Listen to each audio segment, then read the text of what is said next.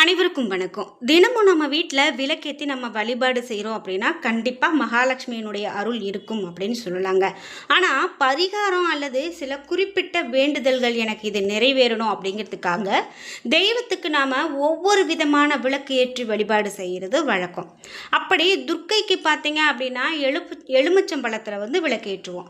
பைரவருக்கு அப்படின்னு பைரவருக்கு விநாயகருக்கெல்லாம் தேங்காயில் விளக்கேற்றுவாங்க. அம்மனுக்கு மாவிளக்கு ஏற்றுவாங்க. முருகனுக்கு வெற்றிலை தீபம் ஏற்றுவாங்க. வாழைப்பழத்தில் தீபம் அப்படின்னு முருகனுக்கு ஏற்றுறது, இவையெல்லாம் பலவிதமான விளக்கு ஏற்றுவது நம்ம பார்த்துருப்போம். ஏன் எள் மிளகு இவையெல்லாம் மூட்டையாக கட்டி கூட நம்ம தீபம் ஏற்றிருக்கோம். ஆனால் இந்த குறிப்பிட்ட ஒரு தீபம் நெல்லிக்காய் தீபம் இது ரொம்ப முக்கியமான ஒரு தீபங்க. இந்த தீபத்தை நம்ம வீட்டில் ஏற்றும்போது எப்படிப்பட்ட விஷயங்கள்லாம் நடக்கும், யாரெல்லாம் இந்த தீபத்தை ஏற்றலாம், எதனால் ஏற்றணும், முக்கியமாக இந்த தீபத்தை எந்த நாளில் எப்படி ஏற்ற வேண்டும், இது எல்லாமே இந்த வீடியோவில் நான் சொல்லியிருக்கேன். வீடியோவை ஸ்கிப் பண்ணாமல் பாருங்கள், அப்போ தான் உங்களுக்கு புரியும். முக்கியமாக சக்தி வாய்ந்த தீபமாக பார்க்கறது கல்லுப்பு தீபம். இது நிறைய வீட்டில் இப்போ செய்துட்டு தான் வராங்க. இந்த கல்லுப்பு தீபம் இதே போல் சக்தி வாய்ந்ததாக இந்த நெல்லிக்காய் தீபத்தையும் பார்க்குறாங்க. இதெல்லாம் என்ன அப்படிங்கிறத பார்த்துடலாம். வீடியோவை ஸ்கிப் பண்ணாமல் பாருங்கள். உங்கள் வீட்டில் இந்த மாதிரியான வித்தியாசமான தீபங்கள் ஏற்றிருக்கீங்களா? முக்கியமாக நெல்லிக்காயை கொண்டு தீபம் ஏற்றிருக்கீங்களா? இதனால் உங்களுக்கு நிறைவேறிய விஷயங்கள் இருக்கா? மறக்காமல் கீழே கமெண்ட் பாக்ஸில் பதிவிடுங்க. மேலும் மகாலட்சுமி தாயே போற்றி என்ற வாசகத்தை 3 முறை பதிவிட்டுட்டு வீடியோவை பாருங்கள். நீங்கள் இன்னும் உற்சாகம் டிவி சேனலை சப்ஸ்கிரைப் பண்ணாமல் இருந்தால் சப்ஸ்கிரைப் பண்ணிக்கோங்க. கூடவே இருக்க பெல் ஐக்கானை மறக்காமல் கிளிக் பண்ணிடுங்க. வாங்க வீடியோக்குள்ளே போகலாம். இந்த வீடியோவை பார்த்துட்டு இருக்கக்கூடிய உங்களுக்கு ஏதோ தொழிலில் நஷ்டம் ஆகிட்டே இருக்குது அப்படின்னு சொல்லி வருத்தப்படுறீங்களா? தொழில் நஷ்டம், அது மட்டும் இல்லாமல் வீட்டில் அதிகமான மனக்குழப்பம், கஷ்டம், இது மாதிரிலாம் வந்துக்கிட்டே இருக்கா? இதுக்கெல்லாம் நம்ம என்ன செய்யணும்னா, சரியான ஒரு பரிகார பலன்களும் தோஷ நிவர்த்தியும் செய்யும்போது அதிலிருந்து விடுபட முடியும். இந்த வீடியோவுக்கு கீழே டிஸ்கிரிப்ஷனில் வராகி அம்மன் ஜோதிட நிலையத்தின் தொலைபேசி எண் கொடுத்துருக்கேன். அந்த எண்ணுக்கு தொடர்பு கொண்டு பேசி பாருங்கள். கண்டிப்பாக உங்களுக்கு இருக்கக்கூடிய எல்லா கஷ்டங்களும் தீரும். நாம் இனி இந்த வீடியோவில் நெல்லிக்காய் தீபத்தை பற்றி பார்க்கலாம். அதிகமான சக்தி வாய்ந்ததாகவும் நம்ம வீட்டில் அஷ்டலக்ஷ்மிகளுடைய அருள் கிடைக்கணும், நிறைந்திருக்கணும், செல்வங்கள் அனைத்தும் நம்ம மீண்டும் பெற வேண்டும் அப்படின்னு சொல்கிறவங்க, வீட்டில் எப்போதுமே குறைவில்லாமல் செல்வம் சேர்ந்துக்கிட்டே இருக்கணும் அப்படின்னு நினைக்கிறவங்க நெல்லிக்காயில் ஒரு தீபம் ஏற்றி வழிபாடு செய்கிறது ரொம்பவே உயர்வான பலனை கொடுக்கும் அப்படின்னு சொல்லலாம். இந்த நெல்லிக்காய் தீபத்தை எந்த நாளில் எப்படி ஏற்றி வழிபாடு செய்தால் நமக்கு அஷ்டலக்ஷ்மிகளுடைய அருளும் கிடைக்கும் அப்படிங்கிறத நம்ம தெரிஞ்சுக்க போகிறோம். வீட்டில் நெல்லிக்காய் தீபம் ஏற்றுவது சிறந்த பரிகாரம் அப்படின்னு சாஸ்திரங்கள் சொல்லுதுங்க. இந்த தீபத்தை வெள்ளிக்கிழமை அல்லது பௌர்ணமி நாட்களில் அஷ்டலக்ஷ்மி படத்துக்கு முன்பாக ஏற்றி மகாலட்சுமி மந்திரங்களை உச்சரிக்கிறதன் மூலமாக இழந்த செல்வத்தை கூட நம்மளால் மீண்டும் பெற முடியும் அப்படின்னு சொல்கிறாங்க.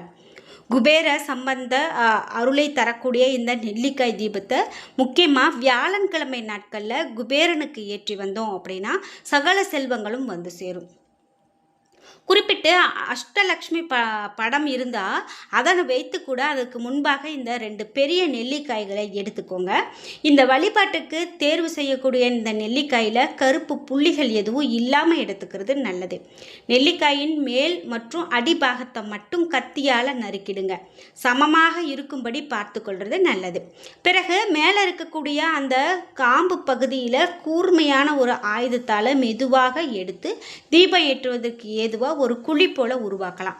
இப்படி நாம் குழி செய்த நெல்லிக்காயில் நெய் அல்லது சுத்தமான நல்லெண்ணெய் ஊற்றி மஞ்சளில் தோய்த்து நல்லா உலர வைத்து பஞ்சுத்திரியை இட்டு தீபம் ஏற்றலாம்.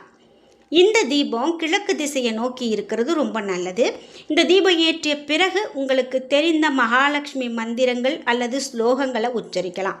உங்களால் உச்சரிக்க முடியல அப்படின்னா கூட அவற்றை நீங்கள் ஒலிக்க விடுறது வீட்டில் ரொம்ப ரொம்ப நல்லது. அதன் பிறகு அஷ்டலக்ஷ்மிகளுக்கும் நெய்வேத்தியமாக நெய் ஊற்றிய சர்க்கரை பொங்கல் படைக்கிறது விசேஷமானது. வெள்ளிக்கிழமைகளில் இப்படி நாம் சர்க்கரை பொங்கல் நெய்வேத்தியம் படைத்து மஞ்சள் திரியிட்டு நெல்லிக்காய் தீபம் ஏற்றி மகாலட்சுமி மந்திரங்களை உச்சரித்தா இழந்த செல்வங்கள் யாவும் திரும்ப கிடைக்கும். நெல்லிக்காய் தீபம் குபேரனுக்கு ஏற்றலாம் அப்படிங்கிறதால நிச்சயமாக உங்களுக்கு பண வரவும் செல்வ செழிப்பும் இருக்கும் அப்படிங்கிறதுல எந்த விதமான சந்தேகமும் இல்லை. நெல்லிக்காயை நைவேத்தியமாக படைத்து குபேரனுக்கு நெல்லிக்காய் தீபம் ஏற்றி வழிபட்டால் சகல செல்வங்களும் உங்கள் வீட்டை தேடி, அதாவது உங்களை தேடி வரும் அப்படிங்கிறதுல எந்த சந்தேகமும் இல்லை. குறிப்பிட்டு இந்த தீபத்தை நாம் காலையில் பிரம்ம முகூர்த்த வேலையில் ஏற்றுவது ரொம்ப நல்லது அப்படின்னு சொல்கிறாங்க. முடியாதவங்க காலை 6 முதல் 7 மணிக்குள்ளே சுக்கிர ஹோரையில் ஏற்றுவது நல்லது. ஒரு சிலர் வெள்ளிக்கிழமையில் கூட ஏற்றி வழிபாடு செய்கிறாங்க. ஏற்றிய பிறகு உங்களுக்கு தெரிந்த ஏதாவது ஒரு மகாலட்சுமி தாயாருடைய பாடலை பாடலாம். அதை விட மிகவும் சிறந்ததாக கருதப்படுவது கனகதாரா சோஸ்திரம் சொல்லலாம். அதே போல் யார் வீட்டில் நெல்லிக்காய் தீபம் ஏற்றி கனகதாரா சோஸ்திரம் படிக்கிறாங்களோ அவர்களுடைய வீட்டில் மகாலட்சுமியினுடைய அருள் பரிபூர்ணமாக இருக்கும் என்பது ஆதிசங்கரர் கூறியதாக சொல்லப்படுது. இந்த நெல்லிக்காய்களை நல்ல தண்ணியில் கழுவிட்டு தான் அதுக்கப்புறமா நாம் இந்த விளக்குக்கு பயன்படுத்தணும். அப்படியே மேல் பாகத்தை கத்தியினுடைய உதவியோடு திரி வைப்பதற்கு ஏதுவாக பள்ளம் தோன்றது நல்லது. பிறகு அந்த நெல்லிக்காய்க்கு சந்தனம் போட்டு வச்சுட்டு அப்புறமா தான் நம்ம தீபம் ஏற்றணும். மகாலட்சுமி படத்துக்கு முன்பாக ஒரு சிறிய தாம்பூலத்தில் வைத்து அதில் பச்சரிசியை போட்டு கூட இந்த நெல்லிக்காயை ஆடாத வகையில் வைத்து கூட தீபம் ஏற்றலாம். நெல்லிக்காயில் நாம் நெய் ஊற்றி திரி போட்டு ஏற்ற முடியாது என்பதால் முந்தைய நாள் இரவே திரியை நெய்யில் போட்டு ஊற வச்சுக்கலாம். நெய்யில் ஊற்றிய இந்த திரியை நெல்லிக்காயில் வைத்து விளக்கேற்றுறது ரொம்ப நல்லது. தீபம் எரிந்து முடிந்த பிறகு மறுநாள் இந்த நெல்லிக்கனிகளை எடுத்து நாம் பிரசாதமாக சாப்பிடலாம். அப்படி உண்ண பிடிக்கல அப்படின்னு சொல்கிறவங்க ஒரு சிறிய அளவிலாவது வாயில் போட்டுக்கலாம். மீதம் இருக்கக்கூடிய இந்த நெல்லிக்காயை காய வைத்து நெல்லிக்காய் பொடி தயாரித்து உபயோகப்படுத்திக்கலாம். பச்சரிசியை பறவைகளுக்கு சாப்பிட போட்டுடலாம். இந்த நெல்லிக்காயை வீணாக்கக்கூடாது, அவ்வளவுதான். அப்படி நாம் செய்த இந்த வழிபாட்டுக்கு எந்த விதமான, அதாவது நம்ம அதை வீண் செஞ்சிட்டோம் அப்படின்னா எந்த விதமான பயனும் இல்லாமல் போயிடும் அப்படின்னு சொல்கிறாங்க. இப்படி நம்ம ஒவ்வொரு வாரமும் காலையில் நெல்லிக்காய் தீபத்தை ஏற்றி வழிபாடு செய்கிறது ரொம்பவே நல்லது. அது மட்டும் இல்லாமல் குறிப்பிட்டு இந்த மிகவும் எளிமையான அற்புதமான இந்த தீபத்தை நம்பிக்கையோடு நம்ம வீட்டில் ஏற்றி வந்தோம் அப்படின்னா அஷ்டலக்ஷ்மியினுடைய அருளையும் இழந்த அனைத்து சொத்துக்களையும் கூட நம்ம திரும்ப பெறுவோம் அப்படின்னுங்கிறது ஒரு உண்மையான விஷயமாக சொல்கிறாங்க. சகல விஷயமும் சகல பாவங்களும் நீங்கக்கூடியதாகவும் சொல்லப்படுது. முக்கியமாக நாம் இந்த தீபத்தை ஏற்றும்போது நல்ல ஒரு நெல்லிக்காயாக எடுத்து ஏற்றுவது, மனதார நம்பிக்கையோடு ஏற்றுவது அதுவும் முக்கியமானதாக பார்க்கப்படுது. முக்கியமாக மன நிம்மதி கிடைக்கும் அப்படின்னு சொல்கிறாங்க. இந்த மாதிரி தீபத்தை ஏற்றும்போது மன நிம்மதி இழந்தவங்க கூட மீண்டும் மன நிம்மதியை பெற முடியும் அப்படிங்கிறது ஒரு நம்பிக்கை. நம்ம வீட்டில் இருக்கக்கூடிய சாதாரணமான ஒரு நெல்லிக்காயில் இவ்வளவு பெரிய விஷயங்கள் பெற முடியுமா அப்படின்னு அப்புறமா நீங்கள் யோசித்து பார்க்கக்கூடிய அளவில் ஒரு அற்புதம் நடக்கும். இதே போல் நம்ம வீட்டில் இப்படி நெய் ஊற்றி பஞ்சுத்திரி போட்டு இந்த தீபத்தை வீட்டு பூஜரியில் மகாலட்சுமியினுடைய திருவுருவ படத்துக்கு முன்பாக ஏற்றி வச்சுடுங்க.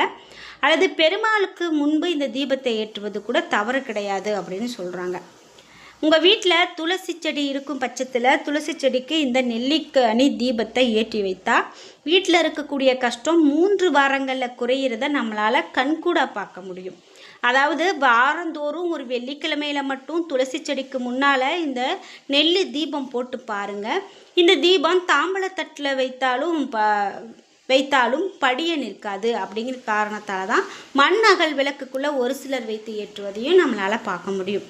தீபம் ஏற்றுவது ரொம்பவே சுலபமானது தாங்க. நம்ம எல்லோருமே முயற்சி செய்து பார்க்கலாம். உங்களுக்கு விரைவிலேயே நல்லதொரு பலனை காண முடியும்.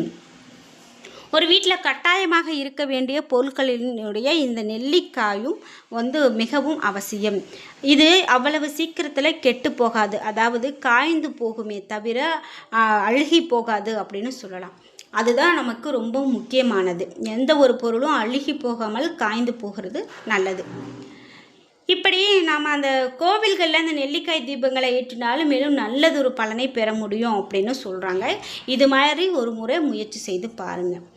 என்ன நண்பர்களே, இன்றைக்கி வீடியோவில் நெல்லிக்கனி தீபத்தை நம்ம எப்படி ஏற்றலாம் அப்படிங்கிற அரிய தகவல்களை தெரிஞ்சுக்கிட்டோம். இந்த வீடியோ கண்டிப்பாக உங்களுக்கு ரொம்ப பயனுள்ளதாக இருந்திருக்கும்.